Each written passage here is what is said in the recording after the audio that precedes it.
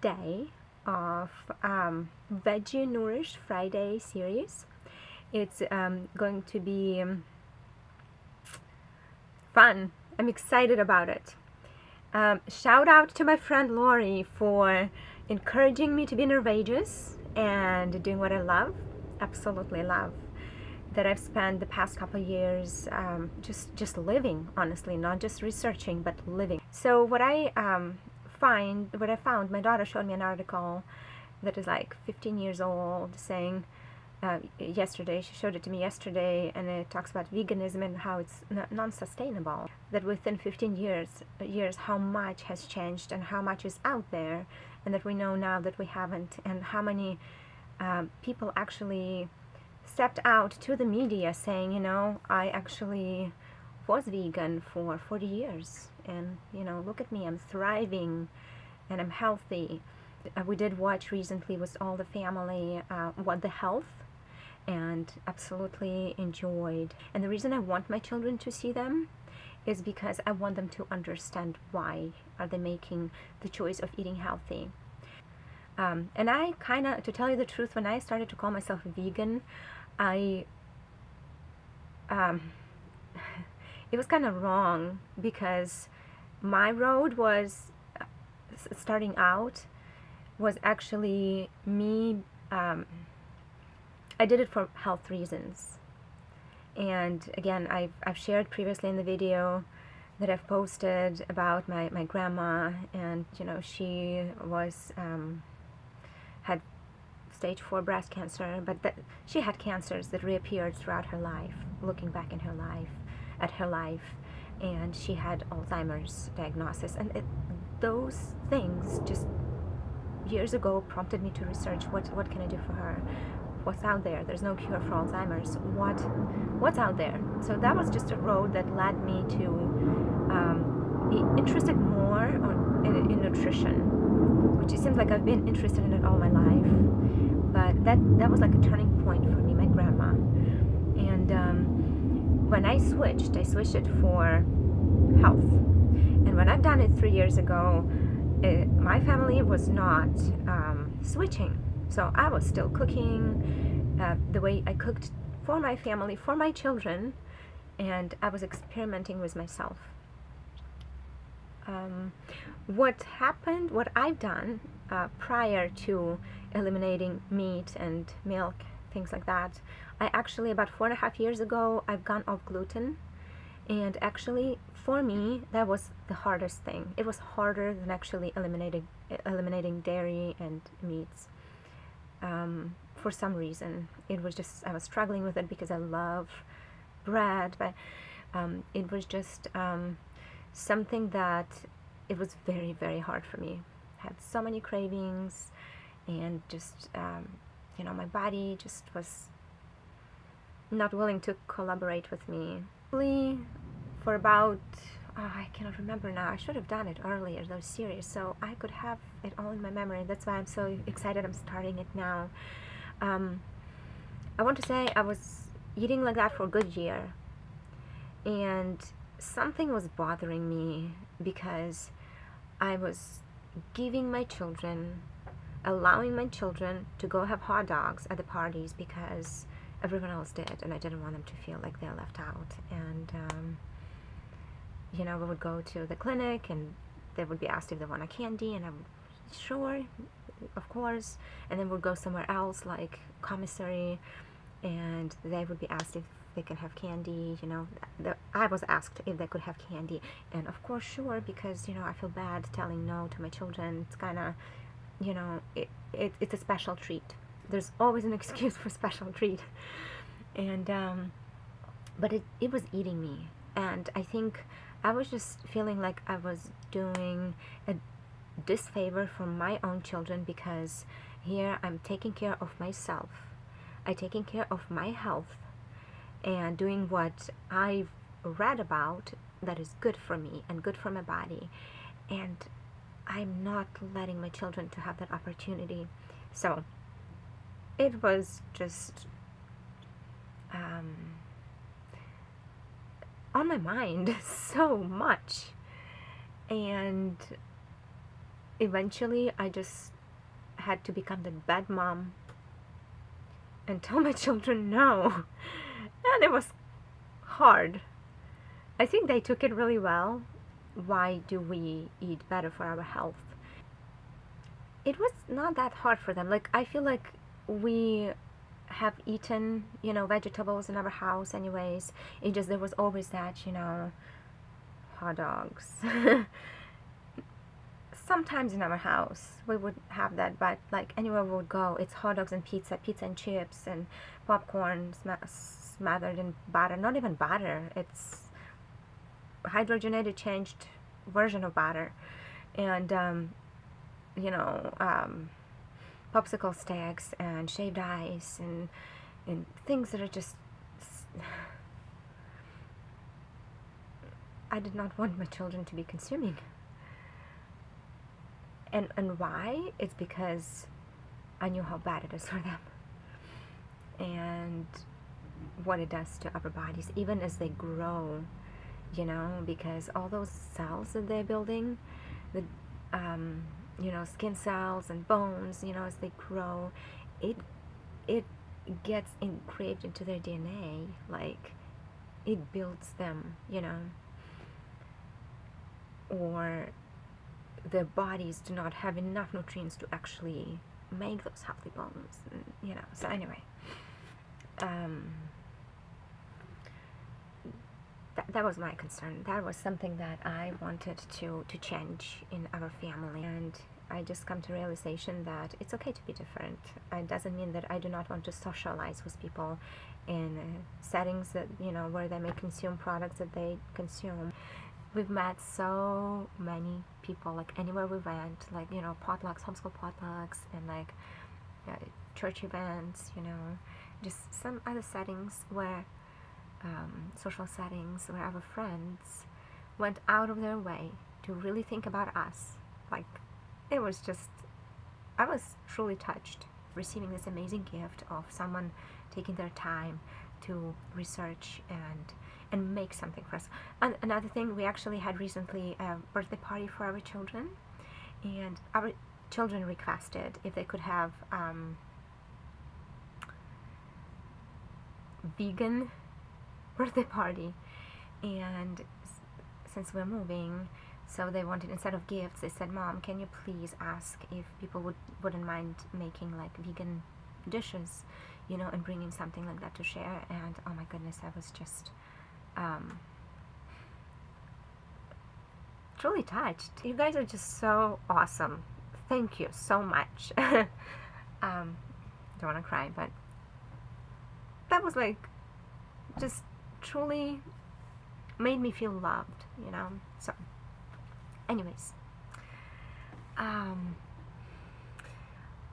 okay, so the difference between whole foods, plant-based nutrition and veganism is that you can be eating whole foods and you can be eliminating milk, cow's milk, and you can be eliminating meat and poultry and eggs, like dairy, cheese, right?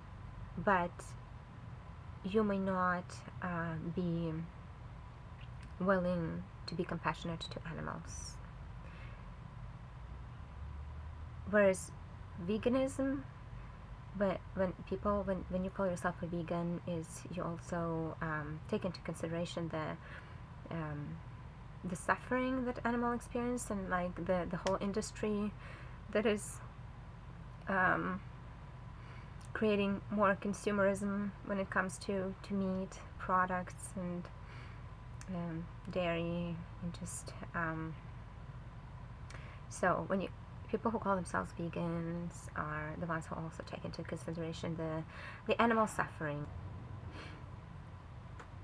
which honestly I'm really grateful to be able to call myself a vegan.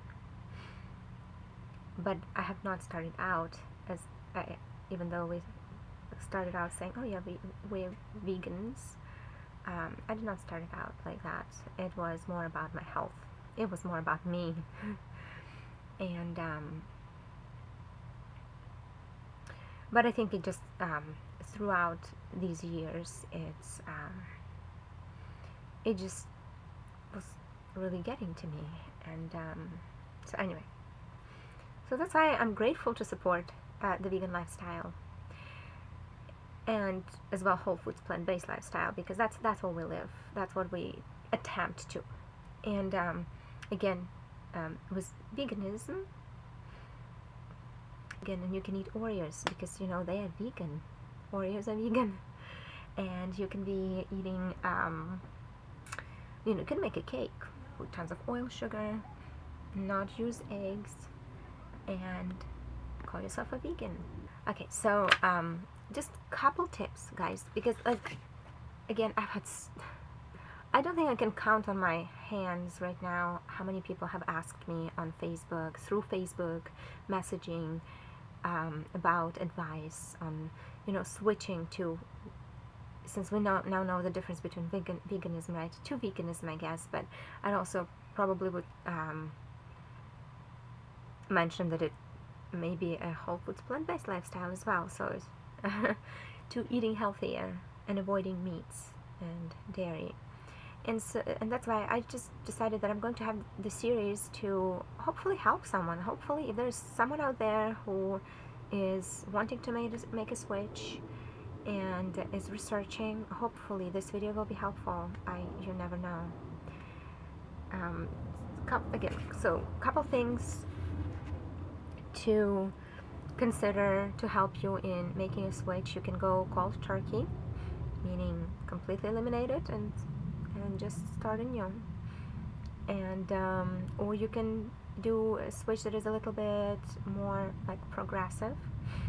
So cold turkey, of course, you'll take it all out, and the craziest thing is to actually, like, you're constantly thinking about what should I eat, what can I eat, what can't I eat. It kind of plays with your mind, does this have butter? Oh my, okay, what does this have, And I remember like driving in a car and thinking, okay, I'm gonna go home, and like planning my meal, and just because I was, when you're so used to putting butter or something like that, so it's like, it's an easy switch to, there are so many vegan butters out there, but I haven't just, I personally, some things we replaced, but some things I said, okay, I'm gonna eliminate, or at the moment I just eliminated them instead of replacing, like, just did it maybe differently. So we had, like, I just remember thinking to myself, driving and trying to really think about, like, what can I eat, what can I not eat, what would I not eat, to keep going. And cravings. I think I was not a big milk drinker. Like, I did not drink milk that much, but I cannot tell you, that was crazy. I started to crave milk. And later on I found out there are hormones in milk, not just the hormones that the cows are given, but like they're mother hormones that are, when a cow has a calf, and the milk is for the calf. That's when you have a baby, when you have a little baby, newborn, and you're breastfeeding and they're getting your nutrition, and it's that bonding time, it's like, skin to skin, but it's also the milk, there's some things in the milk, hormones, so that's the same thing with the cow, and we get so addicted to that we crave it. And later, after I already caught that craving, I learned about this, and I'm like, oh, well, that makes sense to me, why I started craving it, even though, I didn't have it that often, but for some reason it was just like, I want milk. Okay.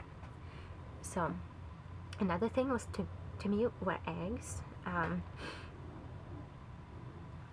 I had grown up, my grandma every morning, not every morning, just some mornings, she would make those eggs done easy, and I just loved egg yolk, and just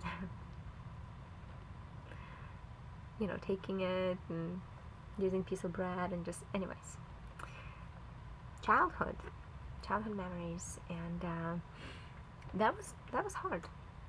And I think the easiest thing is just to try to find substitutes. Will it taste exactly? Well, do not expect tofu tastes exactly like an egg, like tofu scramble. It won't, but you can get pretty close to it. And again, the big thing is just find substitutes. If what you eat, consider your diet, think what you are eating right now, and say, what will I miss? Like, if it's mac and cheese, well, there are many cool things you can do with cauliflower and squashes. Mix it up, make a sauce. The sauce could last to a couple days if you want to have it later on during the week. So just make yourself mac and cheese if you want. Use whole grain pasta. That would be better for you. And there's so many other pastas out there as well. So at this point, again, you can eat wheat, being whole food plant-based, whole wheat, if that's what you like.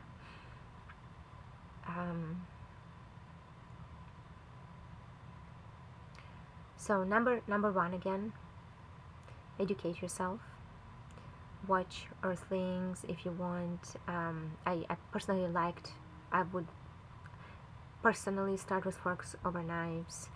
And again, the latest movie, What the Health, is just incredible. Our whole family liked it. Number two, think about incorporating more grains into your diet. Beans. You want to have beans, and it may take time for you to get used to them, so start small.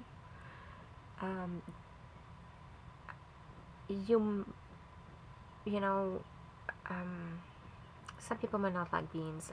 We eat beans, so if you have questions about that, I may try to think of maybe options, but we like beans, so I don't have a problem with eating beans. And we actually, there are different types of beans, but actually pinto beans are not something that works for us for some reason, but we've definitely we've tried to eliminate and incorporate back just because we love it, but once in a while we still have them. We got to love lentils. Absolutely, I love lentils. Quinoa is actually has, if you have rice and beans, it will give you a complete plant protein. So quinoa has complete plant protein, which is it's just easy to get it in quinoa. Eat a little bit of quinoa. It's good for your body, and your body has complete amino acids in one product. Good thing is soy, like tofu, soy, and I love those seeds, the hemp seeds, hemp hearts. Just sprinkle over something that you're eating for breakfast, but it's really good. It gives you that complete protein that everyone just always talks about, right? And well, you can also get it by eating rice and beans, and you do not have to have them in one day. Like, you don't have to, or like for lunch, for example, you don't have to have rice and beans together for lunch, because let's say you eat rice, we tend to choose brown rice, but if you eat rice and then 2-3 days later you eat beans, which for us it happens way often, more often than 2-3 days, but if you eat beans 2-3 days later, your body takes the proteins from rice, and then 2-3 days later it takes the proteins from the beans, and it creates the complete protein. Our bodies are amazing like that. So you do not have to necessarily eat, what you do have to eat is just eat variety of vegetables and fruit and grains and seeds, legumes. That's what you have to do, and your body will do wonders. Will do the rest of the work. So that's number two. Number 3 is just experiment with recipes. Again, we talked about how if you are used to something, like you love lasagna, find the versions of lasagna to make something that will satisfy you, because the big thing is that you don't want to starve. Like, I always thought of veganism or like lifestyle without meat and cheese as like starvation, because and you will go hungry. Like, I notice I actually do go unless I eat beans and eat something like heavier like this that keeps me, like maybe oatmeal for breakfast, that gives me a little bit more. I notice that I get hungry more often just because it goes through you so quickly, and that fiber, which is needed so much more than the actual protein. We're so concentrated on protein that we forget about fiber. And so experiment with different recipes. Do not be scared to experiment with recipes, because we tend to, oh, we've never made it, I don't know how to. Yes, you will make mistakes, you will fail at things. I am grateful to have husband and children that actually are willing to eat something that doesn't taste that good. Like, seriously, I'm so grateful, because it's like, hey, that's what we have. Unless it's really bad, then they're like, hey, we just can't do it. I'm sorry, I can't do it. But most of the time they'll still eat it. When they're hungry, they'll eat it. And so, but again, experimenting just helps a lot. And do not underestimate your children. I mean, everyone is different, but to say, oh, my child won't eat it, you never know. You never know. You cannot, even if your child hears you saying that, they will be like, oh, I don't like that, and I will not consume it. So give them an opportunity to decide. Don't tell them, like, don't encourage them to the point that they're like, no, like, it's a turn off. No, you're wanting me to try it just too much. Just be encouraging. Say, like, be honest with them. Help them find what they like, help them to develop those taste buds, because they change. I mean, my kiddos, they go and, like, they crave salad sometimes, and they just like, that's what I want a huge salad, and it's neat. It's neat. Like, I'd have them, like, I had photos a year ago or so. They would literally pick like a broccoli from the fridge, washed it, just the whole broccoli, and like bite on it and eat it. No dressings, nothing, broccoli. And I tend to believe it's because, when our body lacks that nutrient, but they've eaten broccoli previously, and that's what their body needs. It says, oh, I want broccoli. Like, it's like that, I want that nutrient. And the way their brain interprets that craving, broccoli, that's what it's that at. So, and they crave it, they want it. Like kale, sometimes I just don't want to eat kale, but there's times when I just crave it to the point that I can eat it plain without dressing. So your taste buds will change, but you need to give them time. What I wanted to talk about is, like, it will take about, I want to say, like, oh, give it 3 weeks, maybe 4 weeks, maybe 2 months. And even then, cravings are there. We are people, and we remember, and you see that, you feel that smell, you walk out from the department store, and the smell of whatever restaurants used to attract you, to come in, you remember, and you've tasted it before, and it throws you off balance. So to say I don't have cravings, I just try to replace them with something nutritious that gives me a boost of energy, that keeps me going. If I don't cover something, there's so many things to cover. If I don't cover it in this video, I am going to have more. And hopefully you're going to stay tuned and watch them, and just decide to make healthy changes for yourself, because you guys, you deserve it. You deserve to to be healthier. You deserve to be happy. Your kids, they deserve to have happy parents. And your friends deserve to have you be happy around them and just feel good, you know, and you'll notice that. But before, I want to tell you, you may feel like when your body is detoxing, like, you know, sometimes you say, oh, I just don't have energy, this food, this diet makes me like weak. Your body is detoxing, and it wants things, and it craves things, and it makes you angry. Give it a time. It makes you weak. But what happens sometimes when, you know, when the like fast that you do, like a day fast, later on the next day you can get that energy. You'll start having that energy. So you start having, when you have the fast, you know, after on it picks up. There's the same thing with this. It's the energy is there, and just think about it. If we say we don't have energy, I read a book. It talked about how, I may have mentioned it in the previous video, I don't remember, but the book saying that of how much a regular person was ever fat stores.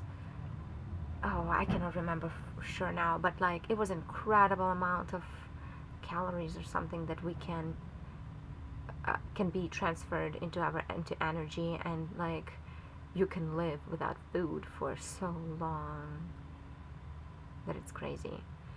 It was your body using the actual fat that is being stored in our body that is needed. So that energy is in us, right? So, but you need to help your body detox. So expect it. Expect feeling those mood swings, and take it time by time, like little by little. Just a day, every day. Just think that, you know, you're that closer to your goal. Hopefully to your goal. Another thing, what I would recommend, seriously, do not limit yourself in calories. Like, is it point number 4? Do not limit yourself in calories. Like, if you want to eat like 5 bananas, I mean, there's budgets, of course. You know, take that into consideration, and you have to. Each family does. But, you know, let's say I got bananas on sale for 35 cents a pound, and we have tons of them, or 25 cents a pound. You never know. And we have tons of them. And I have 5 bananas, and I want them. I would eat those bananas because my body was craving other things, and I'd rather have my body give it more nutrition and more fiber, like apples. You know, I could eat lots of apples, but I'd rather give nutrition to my body. Just a second, just a bit longer. So I'd rather give that nutrition to my body than put a piece of something sugary and make myself have a sugar high, become sugar high, and then just crash. Okay, so, but do not limit. Do not say, oh, I'm so hungry right now and I ate this huge salad and this. Eat beans, eat legumes. Make sure that you have those balanced meals that keep you going. And the best thing to do is just rediscovering, just, you know, what your body needs, what it could, just experimenting. And later on, I'll still, of course, I'll talk about this and cover more. So I'm looking forward to that. Last thing to mention is batch cooking. For example, what I do for my kids, we don't do it right now because we kind of, I may share in the next video what we do. It's just, for us, it's different right now since we live in a camper. So we just made a couple changes. But when we do have a big fridge and freezer, what I do is we batch cook for a week, and or maybe just for later. But what we do is, like, I can make rice, like lots of rice, and put in a huge bowl, like Tupperware, and I have that rice for so many days, you know. So that's an easy thing, like just again rice and a lot of lentils, beans, because I can always put those on tortillas or just make a bean spread, put it on a slice of bread, you know, hummus. I can make anything from them. So sometimes I may try to make it like on Sunday. If I batch cook, I can make it all, like just create a couple recipes and have them ready for next week. When I don't have time, I just batch cook and make, like, you know, baked potatoes and stuff them in the fridge, and I have them ready.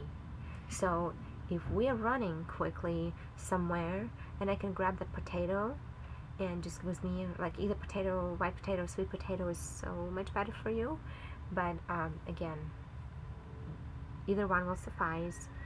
And you know, I can have like broccoli that I can reheat. Just think of different things that you can batch cook and really make a lot, because think about how much you eat in a week, you know, and your family needs too. And it's okay, sometimes I would make it, like if I don't have time, I'd still make enough, and then I'm gonna need to cook again or batch cook for Wednesday, on Wednesday for the rest of the week or something like that. We've done that as well.